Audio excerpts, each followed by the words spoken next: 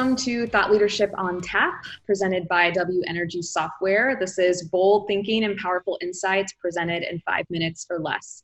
Today, I have the pleasure of speaking with Mark Hill, Energy Software's CRO. Mark has over 30 years of experience as a senior sales executive and technology thought leader, and he comes to us today talking about best practices for successful remote implementation. Yes, you can. Even in this environment where it seems disconnected and disjointed, Mark has some great tips for how to have a successful remote implementation. Hi, Mark. Thanks for joining us. In today's environment, we're seeing people get a little bit nervous, a little bit twitchy about remote implementations and starting new projects. But how can we make sure that we deliver successfully in this environment? Yeah, I think there's two things to remember.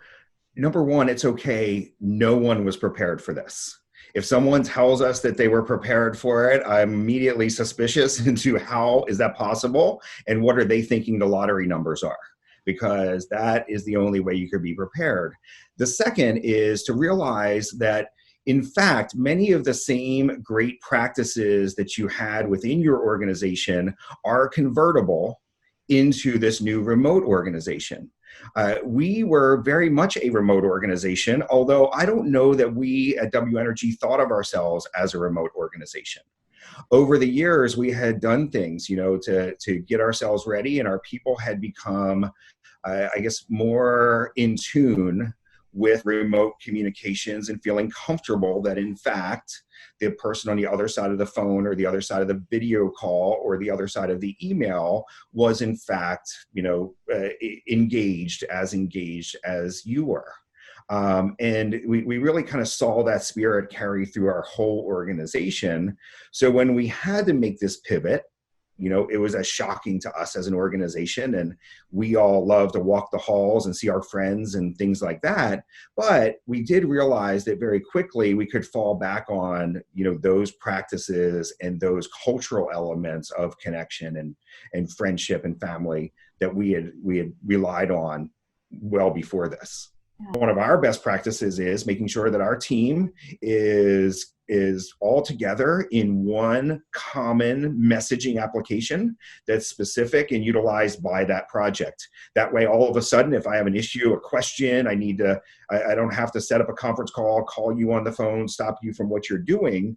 We can kind of do this in an asynchronous fashion. I can shoot you a quick message on Messenger or on Teams or something like that, whatever the particular tool is. And Nicole, hey, how about this? You can respond either at that second or when you're available. We never slow down. We move on. Yeah, I think that's great. How do we ensure and, do our best to check on the mental health of our teams to make sure that they are at a level where they can perform the best that they can and are the best team? Yeah, that is a very important topic for us. And, again, going back to, we thought about that as we had some of our remote teams.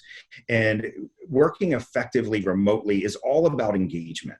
Right? And engagement can ebb and flow over the course of a day because we have so many other things chirping at the back of our mind, whether it be the external circumstances, the internal circumstances, what's going on at home, and some of these challenging conditions. So we've had conversations with our project managers and our folks that are on teams, and we've built some steps or some best practices into our projects now that are handled remotely, and including connections, making sure that it's not all about the work, making sure that we still have time to build the camaraderie, whether it be through team virtual happy hours or just team roundtables and things like that, making sure that we're communicating more offline, not just about the business of what's going on, but we're also have instructed our project managers, our project leaders and things like that to make sure that folks are not overworking. In fact, in this type of world, it becomes very difficult to shut things down. So we want to make sure that we're being very aware, very cognizant of people's mental health as they go through these projects, because we think that makes them better project participants. That is our time for today. For everyone at home, if you have questions about best practices for successfully working remote or remote implementations, email marketing@wenergysoftware.com and we'll respond to you. Mark, thank you so much. I want to do a virtual cheers for this Thought Leadership on Tap, and thank you for your time today. Cheers. Have a great day.